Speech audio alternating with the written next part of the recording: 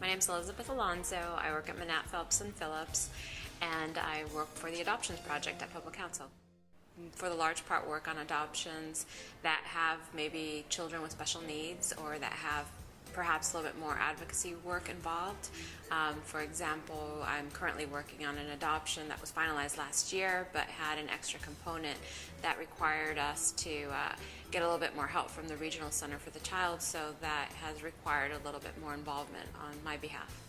Brian pretty much has so much knowledge when it comes to, I think, every aspect of anything Public Counsel does, so I greatly admire him. And Karen has been doing this for such a long time and is so resourceful, and she is really the guru when it comes to adoptions, and if she doesn't know something, she can definitely find you the person who will give you the right answers. That really helps us as pro bono attorneys, that we can never fear that there won't be someone there at Public Counsel that can help us.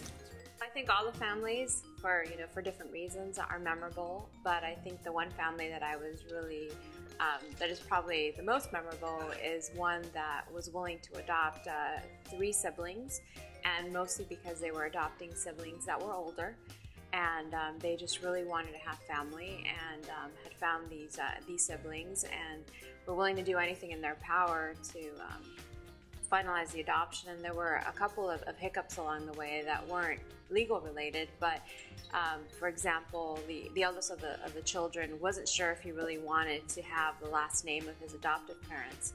I know it was a very emotional time for the parents, but the parents were willing to work with the child and really make him comfortable with the adoption before finalizing it. And so it really was an example of a family that was working before even the adoption was finalized. To begin with, I have to give a lot of thanks to my firm Manat, because they really value pro bono work, and they really put an emphasis on doing pro bono work.